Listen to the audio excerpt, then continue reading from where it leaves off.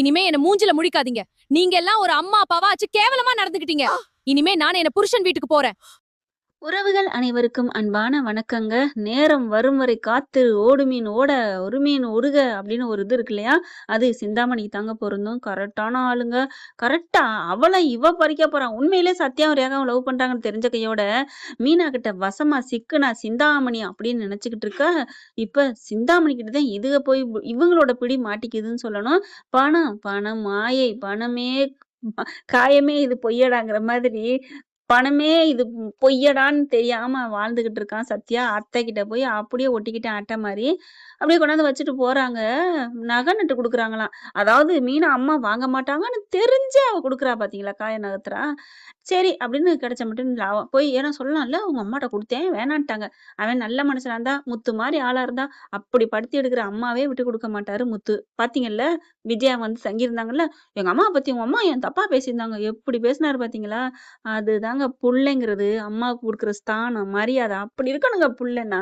ஆனா இங்க சந்திரா நல்லாத்தான் வளர்த்துச்சு. என்னமோ அவன் அடிப்படையில அவங்களும் வளர்க்கறதையும் விட தானா வளர்றதுலயும் இருக்குங்க. ஆனா சத்யாவுக்கு அந்த மனசு இல்லங்க. இப்ப பணத்த பார்த்தோன்னே அப்படியே மனம் மாறிட்டான். நாளொரு வண்ணம் பொழுதொரு மேனியுமா காசு அப்படியே மாத்திக்கிட்டு வருது. நகையெல்லாம் குடுத்த கையோட அவங்க பத்திரிக்கைய கொண்டு போய் வச்சு ரிசப்ஷன் அடிச்சிருக்காங்க. என்ட்ட ஒரு வார்த்தை கேட்கல. அவன் வரவும் இல்லங்க. என்ன பண்றது? உயிரோட இருந்தா புருஷன்ட்ட பொலங்கலாம் சொல்லலாம். இப்போ உயிரோட இல்லாத புருஷன்ட்ட ஃபோட்டோ முன்னாடி போய் நின்னு அழுகுறாங்க. எப்படிலாம் பண்ணியிருக்கான் பார்த்தீங்களா? ஒரு வார்த்தை, "அம்மா, எம்மா இந்த மாரி பண்ண போறாங்க ஆன்டி. சொல்லலாம்ல" அப்படின்னு சொல்லி அழுதுட்டு இருக்காங்க. கரெக்ட்டா சீதா வருது. "அம்மா ஏம்மா அழுகுற? எதுக்கும்மா?"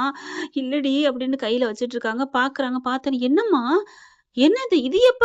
சொல்லவே இல்ல. எனக்கு தெரியாம நீ அடிச்சிருக்கிற. காடெல்லாம் நல்லா பெருசா இருக்கு." "அடியே நீ வேற. ஏன்டி எரியிறதுல எண்ணெய ஊத்துற மாரி?" "அம்மா என்னம்மா சொல்ற? அப்ப நீ அடிக்கலையா? நான் எங்கடி அடிச்சேன்?" அப்படின்னு நடந்தத சொல்றாங்க. "அம்மா அந்த சிந்தாமணிக்கு ரொம்ப தாம்மா திமிரு." யாருக்கிடி திமிருங்கிற? சாக்கடை நாரும். அத போய் தப்பு சொல்லக்கூடாது. ஆனா சந்தான நாருன்னு சொன்னா நம்பலாமாடி? அந்த மாரி தாண்டி.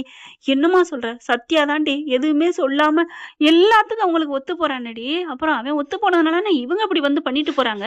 எங்க அம்மாவுக்கு தெரியாம எதுவும் பண்ணக்கூடாதுன்னு அவன் சொல்லியிருக்கலாம்ல.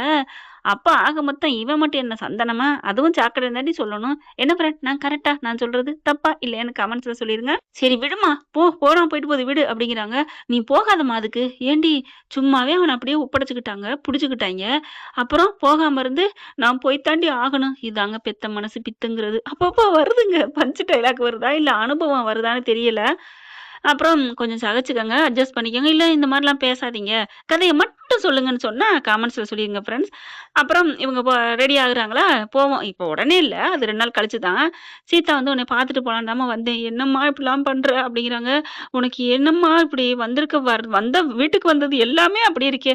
முத்துவும் ஆரம்பத்துல அப்படித்தான் இருந்தாரு. இப்ப நல்லாயிட்டாரு. அருணும் அப்படித்தான் ஆரம்பத்துல இருந்தாரு. இப்ப நல்லாயிட்டாரு. ரேகா ஆரம்பத்திலே நல்லவளா தானேம்மா வந்தா. அவ அவ மேல என்ன தப்புன்னே தெரியலையே. இரும்மா நீ அப்படின்னு ஃபோன போடுறாங்க. இவங்க வேலையில பிஸியா இருக்காங்க. எடுக்க முடியல. ரேகா எடுக்க மாட்டேங்கிறாம்மா. பாத்தியா? அவளுமே மாறிட்டா போல இருக்கு. அங்க மீனாவோட முத்துவோட பாட்டி கல்யாணம் பண்ணி வச்சாங்க. அதுக்கே நன்றி இல்ல. "நீ ஏன்டி நீ?" அப்படிங்கிறாங்க. "அம்மா நீ வேலைக்கு போல?" "நான் போகலடி. இன்னைக்கு போகல. எனக்கு மனசு இல்ல. மூடு இல்ல." அப்படின்னு சொல்லி உட்காந்துடுறாங்க. சீதாவுக்கு தாங்க முடியல. மறுபடியும் மறுபடியும் அடிக்க, கடைசியா தாங்க என்ன நையி நையின்னு வேலை பார்க்க விடாம, "யார் இது?" அப்படின்னு ஃபோன் எடுத்தா, "ஓ சீதா நீங்களா?" அப்படிங்கிறாங்க. "என்ன ரேகா? ஃபோன் பண்ணிட்டு இருக்கோம் எடுக்கவே இல்ல." "இல்ல கொஞ்சம் பிஸியா இருந்தோம். வேலையா இருந்தோம்." அப்படி இப்படின்னு சொல்றாங்க. அதுக்கப்புறம் சரி என்ன உங்க அம்மா வந்து இந்த மாரி கார்டு குடுத்துட்டு போயிருக்காங்க அப்படின்னு சொல்ல, "என்ன கார்டு?" "ஆ என்ன கார்டா? ரிசப்ஷன் கார்டு தான்." "ஆமா சொல்லிட்டு இருந்தாங்க." "அதுக்குள்ள அடிச்சுட்டாங்களா? அதுக்குள்ள வந்து குடுத்துட்டாங்களா?" "அப்போ இது அடிச்சது, குடுத்தது எதுவும் தெரியாது உனக்கு அதானே?" "ஆமா நிஜமா உண்மையிலே எனக்கு தெரியாது." அப்படிங்கிறாங்க ரேகா. "ஆனா இது பண்ண போறோங்கிறது தெரியுமா?"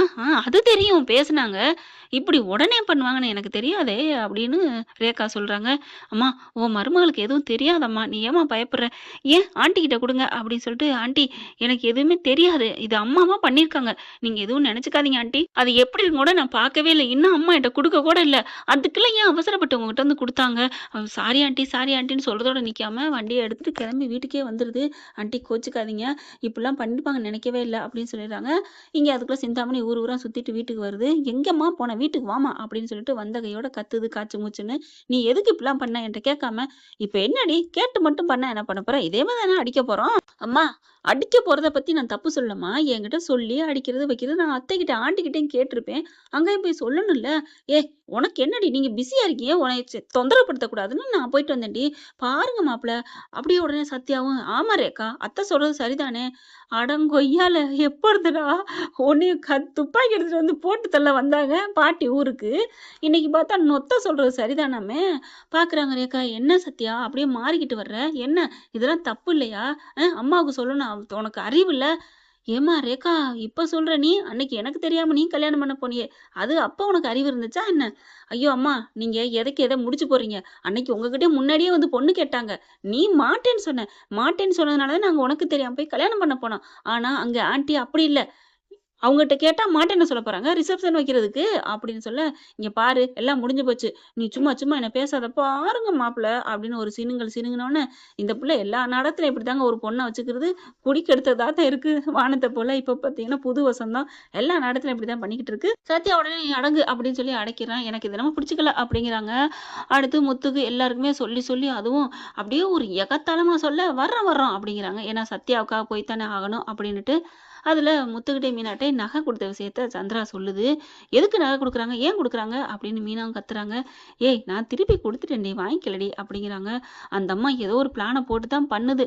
அவங்க அப்பாவுக்கு உடம்பு சரியில்லாத மாரிலாம் தெரியல எனக்கு என்னமோ அப்படிங்கிறாங்க. சரி பார்த்துக்கலாம். எது பண்ணா என்ன பண்ண போறாங்க? சத்யாவ ஏத்துக்கிட்டாங்கல்ல, அது வரைக்கும் சந்தோஷம் தான். விடு அப்படின்னு சொல்லிட்டு விட்டுர்றாங்க. "மாஸ்டர் வந்துருங்க மாஸ்டர். பெரிய மாலு. அந்த மால்லாம் நீங்க பார்த்துருப்பீங்களா என்னன்னு தெரியாது. அதுக்கு வாங்க, அங்க நான் வைக்கிறேன் அறுசுவை விருந்து. என்ன வேணாலும் அப்படிதான் அவங்கள நான் கவனிப்பேன் மாஸ்டர்" அப்படின்னு ரொம்ப பீத்துது சிந்தாமணி போயிட்டு. அப்படியே முறைச்சு பார்க்க, "என்னடி நினைச்சிட்டு இருக்க? நீ அந்த மண்டபம் தான் பெரிய மண்டபம் நினைச்சிட்டு இருக்கியா? அதை விட மண்டபமா என் ஸ்ருதி அம்மா, என் சம்மந்தி பண்ணியிருக்காங்க. நீ ஒண்ணும் பெரிய இவ இல்ல. சரியா? நீ ஊரடிச்சு ஒலையில போடுறவ" அப்படிங்கலாம் பார்க்குறாரு முத்து. ஸ்ருதி அப்ப மட்டும் என்ன அப்படிங்கிற மாதிரி. அதுக்கப்புறம் "இங்க பாருங்க, பத்திரிக்கை வச்சீங்களா? கிளம்புற பாருங்க. சும்மா வம்பிழுத்துட்டு இருக்காதீங்க" அப்படின்னு சொல்லி கிளப்புறாங்க. "வாங்கடி வாங்க. அங்க வச்சு உங்கள அசிங்கப்படுத்துறதுக்கு தானே வைக்கிறேன்" அப்படின்ட்டு அவ போக, அடுத்து ஃபங்ஷன் நாளும் வருது. எல்லாம் கிளம்புறாங்க. மீனாவுக்கு பிடிக்கவே இல்ல. என்ன பண்றது? கிளம்பணுமா? முத்துவும் அதேதான். என்ன பண்றதுன்னே புரியல. சத்யாவுக்காக ஒரு வார்த்தை ஃபோன் பண்ணி கூப்பிடுறானா அப்படின்னு சொல்ல, ஐய்யய்யோ! அவன் கூப்பிடவே இல்லையா? அப்படின்ட்டு மீனா என்னதான் தம்பிய குறை சொன்னாலும், திட்டினாலும் விட்டு குடுக்க மாட்டாங்க. மீனா மட்டும் இல்லங்க. நெறைய பெண்கள், எல்லா பெண்களுமே தான். சத்யாவுக்கு ஃபோன் பண்ணிட்டு, "ஏன்டா ஒரு வார்த்தை அவர் மாமாவ கூப்பிடுறது இல்லையாடா?" "இல்லக்கா, பிஸியா இருந்தேன்க்கா. அதான் அம்மா சொல்லியிருக்காங்க, ஆன்டி சொல்லியிருக்காங்கல்ல." "ஏன்டா அவங்க சொல்றது அவங்க இருக்கட்டும். நீ சொல்ல வேணாமாடா?" "சரி உடு. இப்ப என்ன மாமாட்ட குடு. நீ மாமா செல்லுக்கு அடிச்சு பேசுடா. இல்லைன்னா பார்த்து பேசுடா." அக்கா எனக்கு நேரம் பிஸியா இருக்குக்கா. வர முடியாது. நான் வேணா ஃபோன் அடிக்கிறேன்னு ஃபோன் அடிக்கிறேன்." ஃபோன கட் பண்ணிட்டு ஆடி போறாங்க மீனா. "அடப்பாவி! இப்படி மாறிட்டானே!" அப்படின்னுட்டு அடுத்து முத்துவும் கால் பண்ணி பார்க்குறாங்க. "ஏய் மீனா, உன் சத்யா உன் தம்பி அடிக்கிறான். அடிச்சா பேசுங்க." அட்டெண்ட் பண்ணி பேசுறாரு. "என்னப்பா வாழ்த்துக்கள் மாப்ள" அப்படிங்கிறாங்க. "மாமா கோச்சுக்காதீங்க மாமா. எனக்கு கொஞ்சம் பிஸி." "பரவாயில்லடா. நீ பிஸியா இருக்கிற வரைக்கும் சந்தோஷம். நீ முன்னுக்கு தானே வரப்போற" அப்படிங்கிறாங்க. சாரி மாமா. இந்த மாரி ரிசப்ஷனுக்கு ம் வ பந்தியில உட்காந்துட்டு என்னைய கூப்பிடாம இப்பயாவது கூப்பிட்டியேடா." "மாமா கோச்சுக்காதீங்க. வாங்க எனக்கு வேலை இருக்கு" அப்படின்னு வச்சுறான் பொட்டுன்னு. அப்படியே ஒரு மாதிரி ஆகுறாரு. மீனாவுக்கு என்ன அப்படி பண்றான்? "ஏய் விடு விடு விடு. அவன் வேலை இருக்குன்னு தானே சொல்றான்" அப்படின்னு சமாளிக்கிறாரு. என்ன பண்றது? சீதா கொழுந்தியாண்டு அவளுக்கும் சப்போர்ட் பண்ணிக்கிட்டு திரிஞ்சாரு. இப்ப இங்கிட்டு பாவங்க வீட்டுக்கு மூத்த பிள்ளையா மருமகளாவோ மருமகனாவோ வந்தா கஷ்டம்தான். எல்லாம் கிளம்புறாங்க. சீதாவும் அருணும் கிளம்ப, அருண் வந்து சிந்தாமணி தனியா சொல்லவும் அவரும் கிளம்பிடுறாரு. பெரிய மால். அவ சொன்ன மாரி தாங்க. முன்னாடி பார்த்தா ஆளு பேண்டு வாத்தியம் அப்படி இப்படின்னு அழகா அப்படியே பழங்கள்னாலே வெறும் அதாவது விலங்குகள வச்சு அப்படிதான் பண்ணி ஆல்ட்ரேஷன் அழகா பண்ணியிருக்காங்க. ஆல்ட்ரேஷனுங்க அலங்காரம். எல்லாம் பார்க்குறாங்க. விஜயா பார்க்குது. நல்லாத்தான் இருக்கு அப்படின்னு சொல்லிட்டு எல்லாரும் வாராங்க. ஏன்னா அண்ணாமலை கூப்பிடுறாரு. இங்க பாரு விஜயா, சந்திராம்மா வந்து வீடு தேடி வந்து கூப்பிட்டு போறாங்க. அவங்களுக்காக, சத்யாவுக்காக, மீனாவுக்காக வரணும் வா அப்படின்னு கூப்பிட, சரி என்னதான் நடக்குதுன்னு பார்ப்போம். கண்டிப்பா அவ அசிங்கப்படுத்துவா. யார? மீனாவ அசிங்கப்படுத்துவா. அத பார்க்கணும் அப்படிங்கிறக்காண்டி தாங்க போறாங்க விஜயாவும். போயிட்டு எல்லாம் உட்காந்துருக்காங்க. ரிசப்ஷன்ல நிக்கிறாங்க.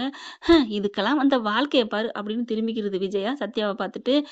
எல்லாரும் வாங்க வந்து கல்யாணத்துக்கு ரிசப்ஷனுக்கு வந்தமைக்கு சந்தோஷம் அப்படின்னு சொல்லிட்டு அவங்க அப்பாவ கவனிக்கிறாங்க முத்து. ஏன் மீனா? இவருக்கு முடியாத ஆள் மாரியே தெரியலையே! நல்லா இருக்காரே! அதானே! அப்படிங்கிறாங்க. அதுக்கப்புறம் அவங்க விடுங்க நல்லா இருப்பாரு. அதனால என்ன அப்படிங்கையில அவங்க ஃபேமிலி டாக்டர் வந்து, வாங்க டாக்டர் வாங்க வாங்கன்னு பேச முத்து கவனிக்கிறாரு. ஓ! ஃபேமிலி டாக்டரா? கரெக்ட்டா மேடைக்கு போயிட்டு இறங்கி போய் ஒரு இடத்துல உட்கார்றாரு. முத்து என்ன பண்றாங்க, "இருமி நான் இந்த வர்றேன். எங்கங்க போறீங்க? சரி நீயும் வா" அப்படின்னு போயிட்டு, "வணக்கம் சார்" அப்படிங்கிறாங்க. வணக்கம். நீங்க என் தம்பியோட சத்யாவோட மாமனாருக்கு நீங்க ஃபேமிலி டாக்டரா?" அப்படின்னு கேட்க, "ஆமா, ஆமா" அப்படிங்கிறாங்க. "பரவால்ல சார். எப்படி சார் இந்த மாரிலாம் நீங்க ஒரு இது குடுக்குறீங்க? உங்ககிட்ட ஆஸ்தான நோயாளி இருந்தா நல்லா பார்த்துப்பீங்க போல இருக்கே. ஏன் ஏன் அப்படி சொல்றீங்க?" அப்படின்னு சொல்ல, "ஆமா, உங்ககிட்ட அவர் இருக்கிறதுனால தான் நல்ல ஆரோக்கியத்தோட இருக்காரே. ஒரு நோய் நொடி இல்லாம." "ஆமா, அவர் உடம்பு அப்படி கிள்ளு மாரி, கண்ணு மாரி கின்னுன்னு இருக்கு தெரியுமா? ஒரு நோய் இல்ல, ஒரு நோக்காடு இல்ல. போன வாரம் கூட ஏதோ முடியலையே. போன வாரம் முடியலையா? அதெல்லாம் ஒண்ணும் இல்ல. லைட்டா தலைவலி கூட வராது அவனுக்கு. அப்படிதான் இருப்பான். என்ன அப்படி இருந்தும் மாசம் மாசம் வந்து செக்கப் பண்ணிக்கிட்டே இருப்பான்னா பார்த்துக்கங்களேன்." அப்போ போன வாரம் அவருக்கு ஹார்ட் அட்டாக்கா? யார் சொன்னது? அப்போ ஒரு வாரம் கேரளாவுக்குலாம் போனது? அப்படிலாம் இல்லையே.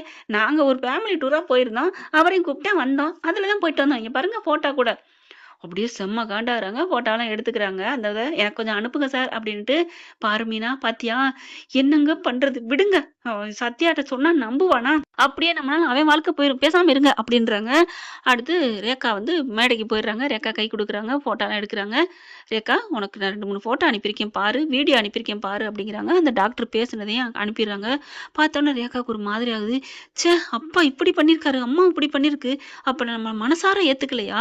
அவங்கள பழி வாங்குறதுக்கு தான் ஏத்துக்கிறாங்களா? அப்படிங்கையில கொஞ்சம் பொறுமையா இருன்னு முத்து கஞ்சாட காமிக்கிறாரு.